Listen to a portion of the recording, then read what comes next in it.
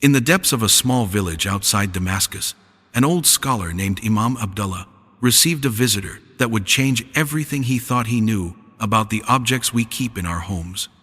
The visitor was no ordinary man. His face glowed with an inner light that seemed to pierce through the darkness of ignorance that had settled over the hearts of people in these times. The man introduced himself simply as a traveler seeking knowledge, but as their conversation unfolded through the night, Imam Abdullah realized he was speaking with one of the righteous servants of Allah, someone who had been granted special insight into the unseen world and the spiritual realities that govern our daily lives. The traveler began his teaching with a question that shook the Imam to his core. "Tell me, honored scholar, why do you think some homes are filled with barakah and blessing, while others, despite the wealth and beauty within them, feel heavy with misfortune and sadness?" Imam Abdullah pondered this deeply, thinking of the many homes he had visited over his decades of service to the community.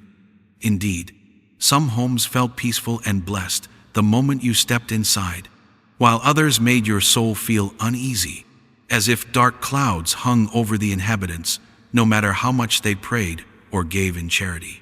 The mysterious visitor smiled knowingly and said, "The Prophet Muhammad, peace be upon him, taught us that the angels of mercy enter our homes and bring blessings, but there are also things that repel these angels and invite the presence of forces that bring misfortune and hardship." He paused, allowing the weight of these words to settle in the scholar's heart. "Tonight, I will share with you 5 items that no believer should keep in their home, for each one opens a door to calamity and closes the door to divine blessing. These are not mere superstitions, but spiritual realities that affect the very fabric of our existence in ways most people cannot see or understand." The first item that the traveler spoke of was something that had become increasingly common in modern homes, yet its danger was hidden from most people. "The first thing that must be removed from every Muslim home," he said with great seriousness, "is any image, picture, or statue that depicts living beings, whether human or animal." The Imam nodded, for he knew the hadith well, but the traveler continued, with details that made the prohibition even more clear. "The Prophet Muhammad, peace be upon him, said that the angels do not enter a house in which there are pictures or images of living beings, but the danger goes beyond just the absence of angels."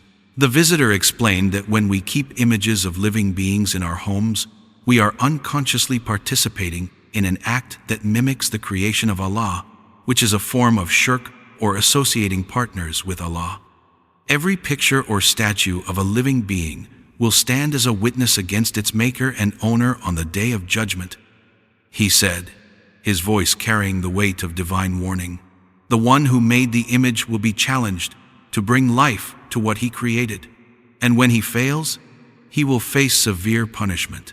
The Imam thought of the family photographs hanging in living rooms, the children's toys shaped like animals, the decorative figurines that people collected without realizing their spiritual significance. "But the harm is not limited to the afterlife," the traveler continued. "In this world, these images create spiritual openings that allow negative forces to enter the home. The Jinn and devils are attracted to homes where the creation of Allah is imitated in this way, and they use these images as anchor points to establish their presence in the household." He described how families who removed all such images from their homes often experienced immediate improvements in their possessions, relationships, their health, their financial situation, and their overall sense of peace and well-being. The second item that brings misfortune to the home surprised even the learned Imam. "Dogs," the traveler said simply. Keeping dogs as pets inside the home is a practice that drives away the angels of mercy and invites spiritual contamination. The Imam knew that dogs were considered impure in Islamic law, but the visitor explained the deeper spiritual reasons behind this prohibition. "The Prophet Muhammad, peace be upon him, told us that angels do not enter a house where there is a dog, except for working dogs that serve a specific purpose, like guarding livestock or hunting." The traveler explained that dogs, while loyal and useful animals in certain contexts, carry a spiritual frequency that is incompatible with the angelic realm. When a dog lives inside the family home, it creates a barrier that prevents the descent of divine blessings and mercy, he said. The family may love their pet, but they unknowingly sacrifice the presence of angels who could bring them protection, guidance, and barakah. He told stories of families who had noticed that their prayers felt heavier and their worship less spiritually fulfilling when they kept dogs in their homes, and how removing the animals had immediately lightened the spiritual atmosphere. This does not mean that dogs are evil, the visitor clarified. Allah created them for specific purposes, and they can serve us well as guard dogs or hunting companions when kept in appropriate places.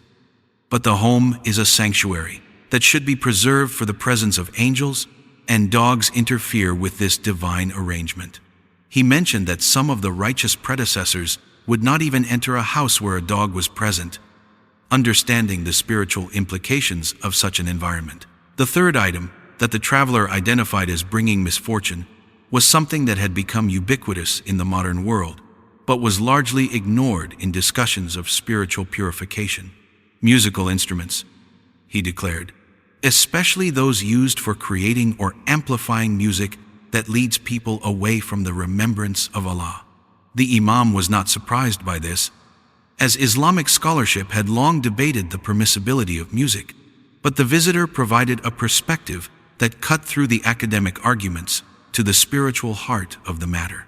Music that stirs the lower desires, that makes people forget Allah, that encourages haram behaviors or fills the heart with anything other than divine love and remembrance. Such music and its instruments become tools of Satan in the home, the traveler explained.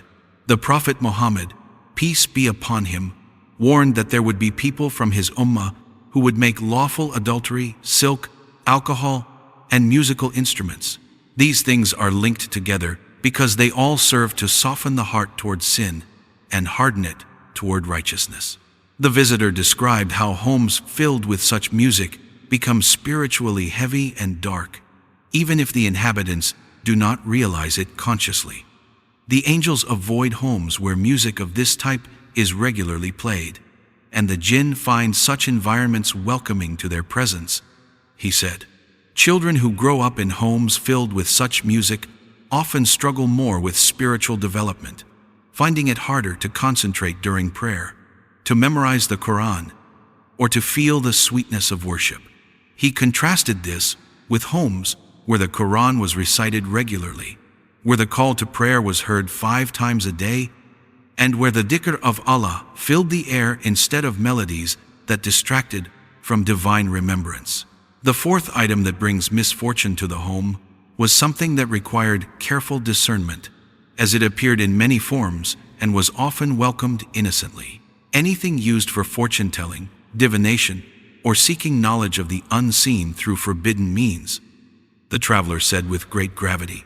This includes tarot cards, crystal balls, horoscopes, numerology charts, amulets from non-Islamic traditions, and anything else used to predict the future or control spiritual forces outside of Allah's guidance. The Imam nodded gravely, knowing how common such practices had become, even among people who considered themselves Muslims. The visitor continued, "These objects are not merely harmless curiosities or cultural artifacts. They represent doorways to the world of jinn and devils, and keeping them in the home is like sending an invitation to spiritual forces that have no interest in our well-being." He explained that even if the items were not actively used, their mere presence created energetic openings that could be exploited by negative spiritual entities.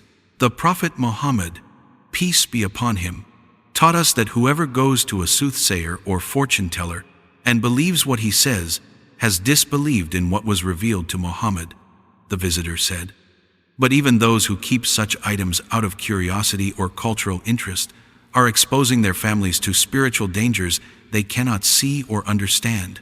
He described how families who removed all such objects from their homes often experienced the cessation of recurring nightmares, unexplained illnesses, unusual accidents, and other forms of inexplicable misfortune that had plagued them for years. The traveler also warned about modern technological versions of such forbidden practices: astrology apps on phones, fortune-telling websites bookmarked in browsers, even video games that involve magic and divination.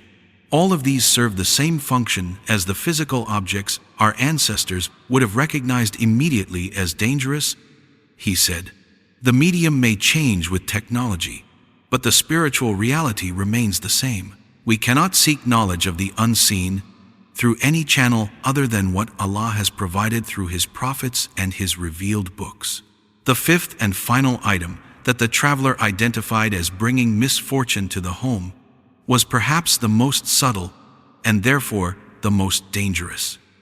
Any object, decoration, symbol, or text that represents or promotes beliefs, ideologies, or practices that contradict Islamic teachings, he said. This includes religious symbols from other faiths, ideological propaganda, books that attack Islam or promote falsehood, and any item that serves to normalize or celebrate what Allah has forbidden.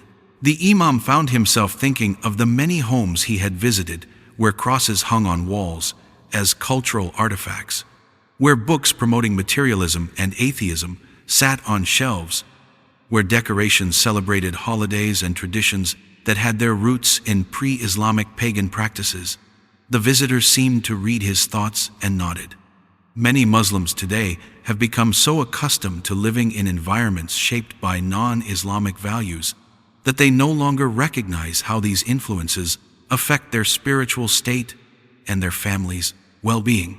When we surround ourselves with symbols and ideas that contradict our faith, even if we think we are strong enough to resist their influence, we are subjecting our hearts and minds to constant spiritual pollution, the traveler explained. Our children grow up seeing these things as normal and acceptable, and gradually, their understanding of Islam becomes confused and weakened. He described how the constant presence of such contradictory influences in the home environment made it much more difficult for family members to maintain spiritual clarity and strength. The home should be a refuge, where Islamic values are reinforced and strengthened, not a place where they are constantly challenged and undermined. The visitor continued, "Every object in our living space should either actively support our relationship with Allah or at minimum not interfere with it." He explained that this principle extended beyond obvious religious symbols to include anything that promoted values or behaviors contrary to Islamic teachings, such as materialism, sexual immorality, violence for entertainment, or the worship of celebrities and worldly success. As the night progressed, the traveler shared specific examples of how these 5 categories of harmful objects had affected real families. He told of a household that had struggled with financial difficulties for years, despite the husband's good income and the family's regular payment of zakat. When they finally removed all the family photographs and decorative figurines from their home, following the guidance about images of living beings, their financial situation began to improve within weeks. Business opportunities that had been eluding the husband suddenly became available, and unexpected sources of income began to flow into their lives. Another story involved a family whose children had been plagued by nightmares and behavioral problems despite being raised in a religiously observant household. The parents discovered that their teenage son had been secretly playing video games involving magic and fantasy violence in his room. When they removed all such games and replaced them with beneficial activities, the nightmares stopped immediately, and the children's behavior and academic performance improved dramatically. The traveler also shared the account of a woman who had been unable to conceive children for several years of marriage. She and her husband had sought medical treatment and had made dua constantly, but no pregnancy occurred. Finally, a wise older woman suggested that she examine everything in her home that might be blocking blessings. The woman discovered that she had been keeping a collection of crystals and New Age spiritual items that she had acquired before becoming a practicing Muslim. Within 3 months of removing all such objects and making tawbah for having kept them, she became pregnant with her first child.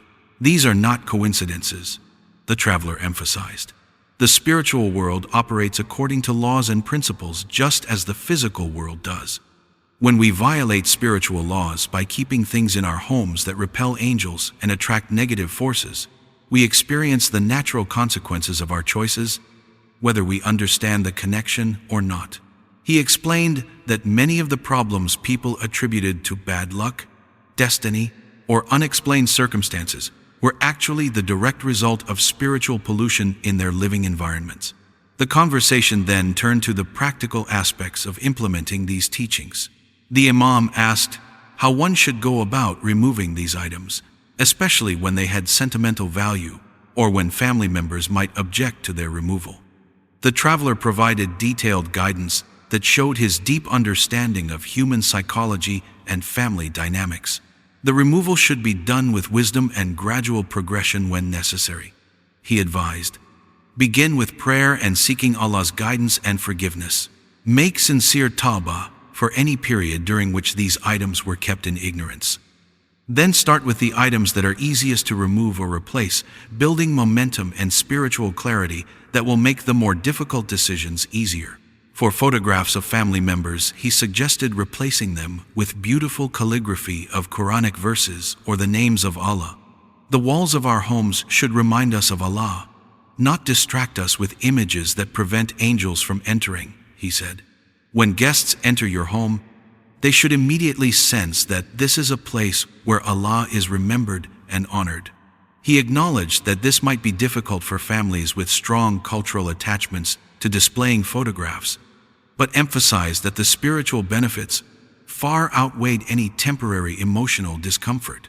Regarding pets, the traveler suggested that those who had emotional attachments to dogs could transition them to appropriate outdoor housing, where they could still serve protective functions without interfering with the angelic presence in the home. Remember that we are not being cruel to the animals, he reminded the Imam.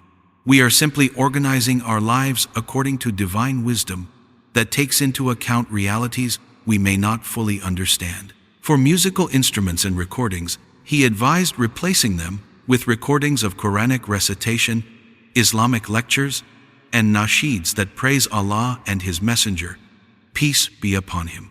Fill your home with sounds that elevate the soul toward Allah, rather than sounds that pull it toward worldly desires, he counseled. Your family's spiritual development and your children's Islamic character formation depend heavily on the audio environment in which they are raised. The removal of divination and fortune-telling materials required particular care, the traveler explained, because such items often carried spiritual attachments that needed to be severed properly. These should be disposed of immediately with the recitation of protective prayers, he advised.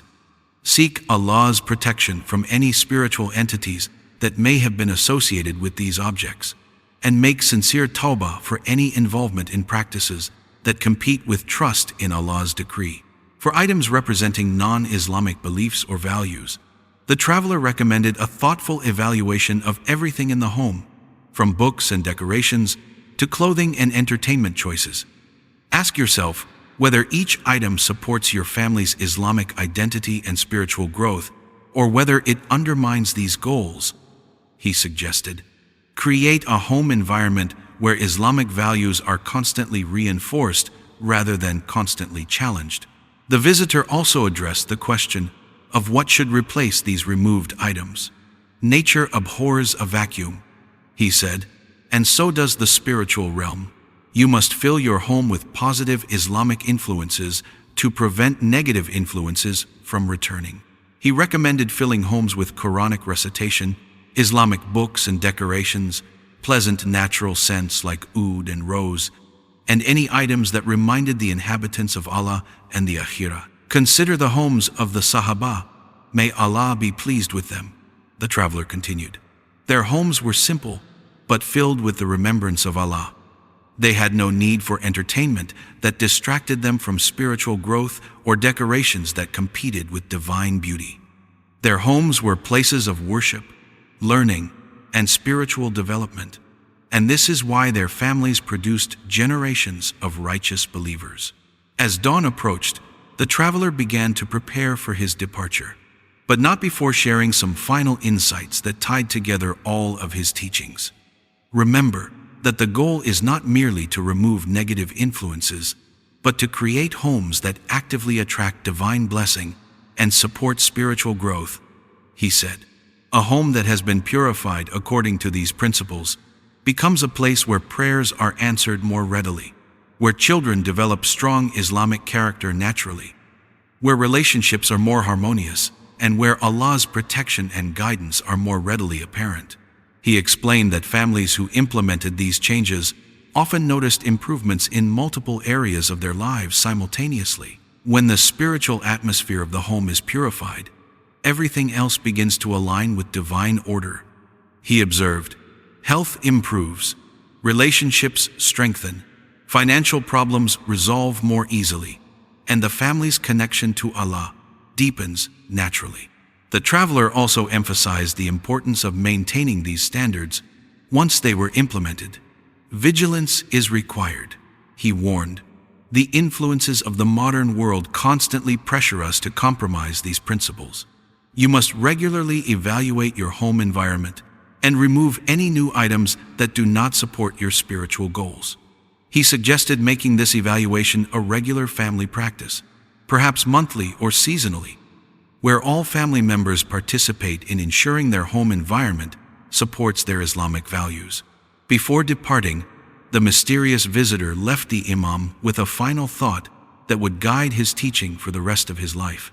Remember that every choice we make about our living environment is either a step toward Allah or a step away from Him, he said.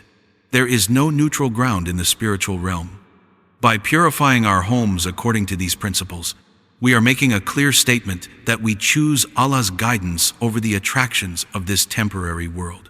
The Imam watched as the traveler disappeared into the morning mist, leaving him with knowledge that would transform not only his own household but also the lives of countless families he would counsel in the years to come.